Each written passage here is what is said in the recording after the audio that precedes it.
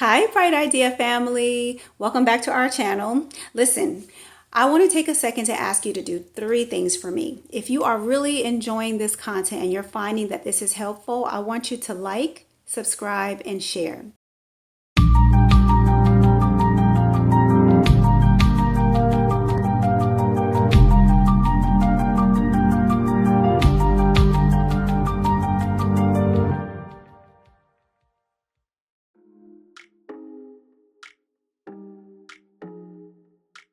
Okay, so we're back and we're talking about the last advocacy tool that we're going to go over today that you need to have in your box. I'm telling you, when you get the foundation of these four tools, you can build mountains, right? And it's called compromise. Speaking of mountains, um, compromise comes in really handy, especially when you have something that's a little issue right over here. It's a molehill, but if you, how many of you know that if you don't take care of the molehill, it becomes a mountain, right?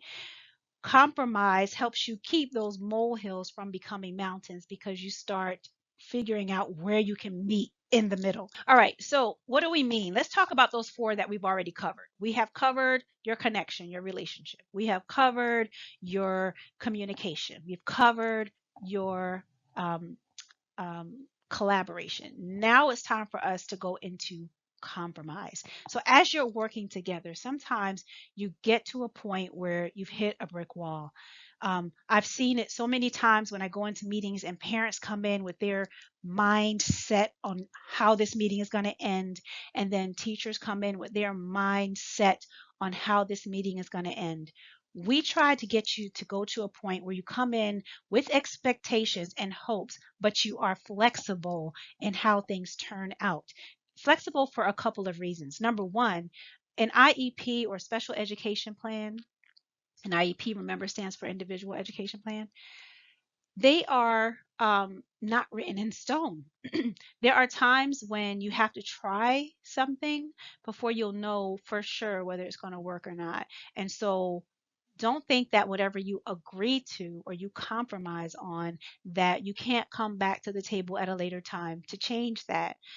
Sometimes you have to just see, and that works on both sides for parents and for teachers. Sometimes the parents just know their kid and they're like, hey, I'm telling you, that is not going to work.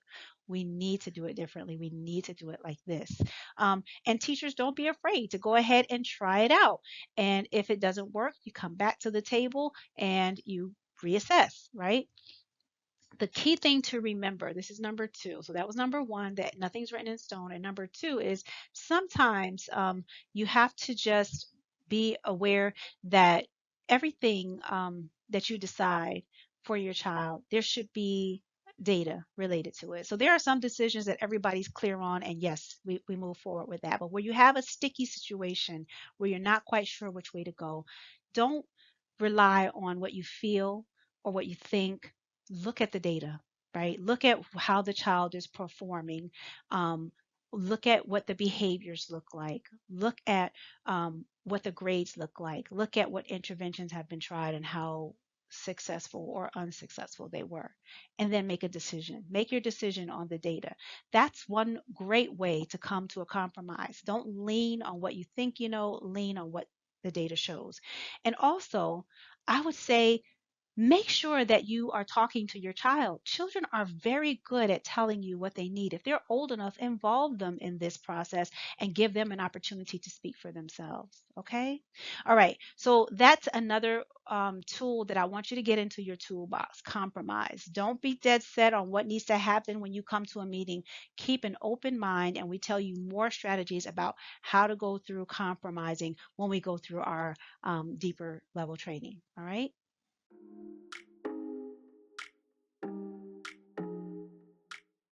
Okay, so now we're coming to the Excel activity. So Excel is actually our formula for getting parents ready to advocate for themselves and for their child.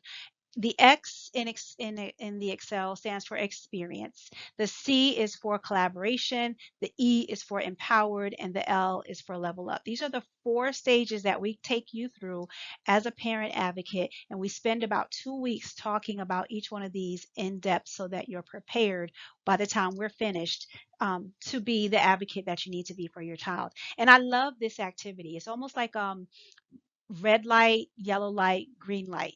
Just like your child, they do all kinds of tests and assessments to let you know what your child's strengths are and then the areas where your child needs to work on. This is an activity that we design so that you know your strengths and that you know the areas where you need to work on. And then we talk to you about those different areas. It helps us know how we need to support you as you move through the journey of becoming an advocate for your child. Okay. And so, what we do is we talk about each one of these things in depth. And if you feel like this is an area where you're really, really strong, you want to go ahead and give yourself a G or color it green because that's an area where you feel like you're good to go. Or if you feel like, yeah, I kind of know a little bit about collaboration, but there's some more that I need to know, then you want to give yourself a Y or color it yellow because that you've identified as a place where you know, but you need to grow. And then if you find that you have no idea what it means to be, let's say for example, leveled up or empowered, like you're just not real strong in that area and you just you're kind of new to it or you just don't have a lot of experience in it and you need a lot of support in that area. Give yourself an R or color it red because that will help you identify that that's an area where you really want to focus as we're going through the support and the advocacy training for you. Okay. So that's how we're going to assess. And notice that your child is in the middle because remember, we keep in mind and we know that you will too, that everything that we're doing is for the benefit of your child. At the end of this, the goal is that you are empowered and able to speak up and do what you need to do for your child so that they can have a great year and get the services that they need. Okay. All right. So let's go through this activity. Okay, so when we talk about experience, we're going to start here. The experience that we're talking about is your knowledge, your how well informed you are of special education law, special education policies, procedures. We want you to rate how well you know your rights and the process for going through eligibility. What should be in a good individual education plan or IEP or Section 504 plan or any of the other plans that you may have for your child.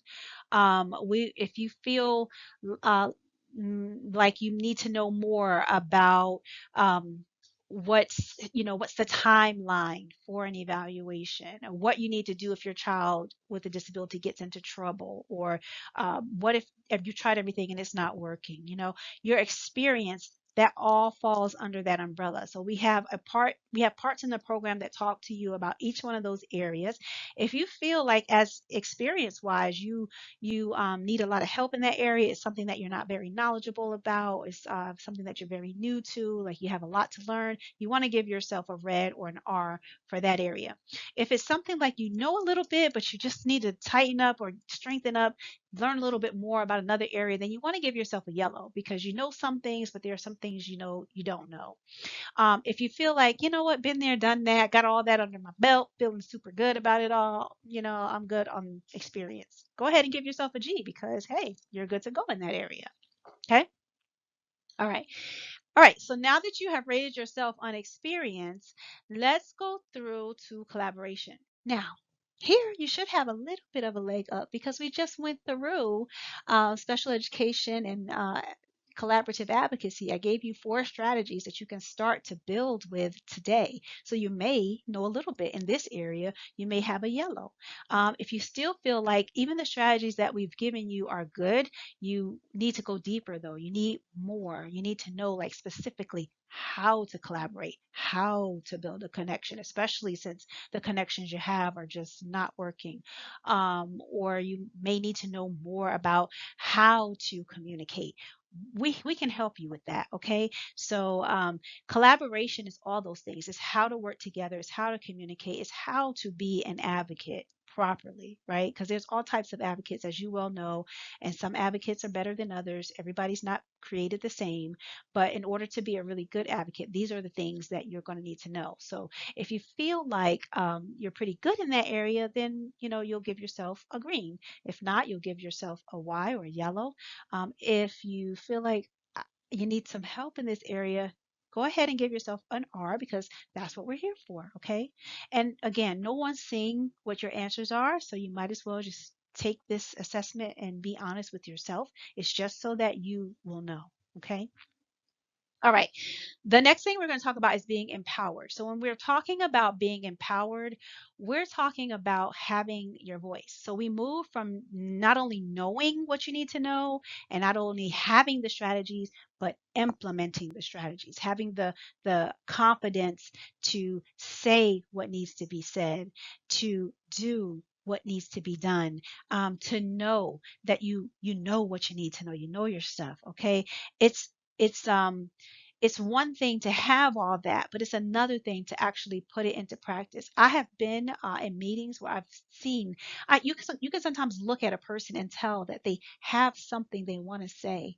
They feel a certain way about something that was said or something that's being done.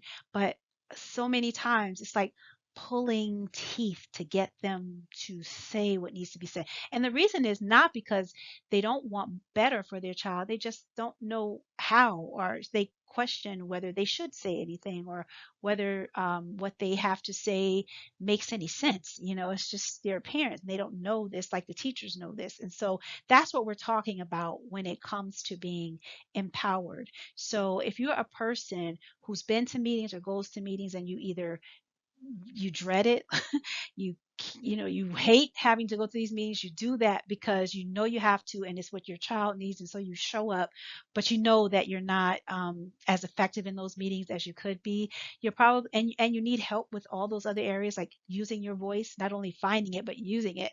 Then you want to give yourself a red here.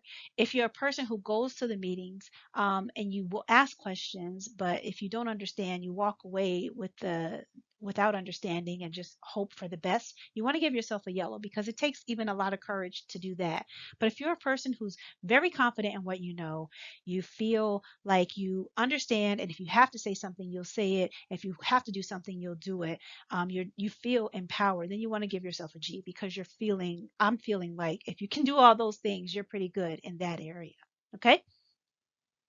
And then the last thing I'm going to talk to you about is what we call the level up phase. So the level up phase is when you have all the information and the knowledge, when you have all the strategies and the skills, and you are empowered, you have the confidence, but it didn't work, because that's a real possibility.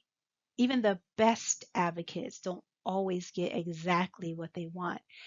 Sometimes um, your rights have been violated, and you're not sure where to go. You're not sure what to do. There are real times when you need an attorney, you know, and if you're not clear on when it's something that you can advocate for, or it's something that you need an attorney for, or when your rights have been violated, and when that's just a part of the process. One good example is when I was talking about the evaluation process. Like I said before, a lot of parents are anxious and they're ready to find out, so they don't give the school enough time. They think, I've given consent, they should be evaluating my child right now, I should have an answer, it's been a month. But if it's a brand new evaluation, and you're rushing it, because they have more than 30 days, right? And so it's important that you know when you need to take it a step further, and when you need to advocate on your own, and when you need to escalate it, because there's local resolutions. Sometimes you can resolve it within the school or within the district, but sometimes you need to go outside of the district, outside of the school, and you need the kind of help that an advocate can't provide, because an advocate is different from an attorney. We talked about that earlier. And so in our level up, we give you forms, templates, documents. We make sure that you know when you need to level up. And we also talk to you about what to look for. So if there are a lot of, like I said, advocates are not all created equally, attorneys are not either. When you're knowledgeable and you know how to collaborate and you're empowered, you can pick the right person for your situation. You can have a conversation with your advocate and you can know either they know what they're talking about or they're off. And that's an important skill to have too. Okay. So rate yourself on your level up. Do you know what forms, or do you know when you need to call an attorney, or do you know what a good advocate looks like if you should ever need one? Do you know how to do a local resolution versus a resolution that's outside of the district? If you know about that, then go ahead and give yourself a G. If not, give yourself a Y. If you a red. If you feel like you know a little but not a lot, but you need to know more, then give yourself a Y. Okay.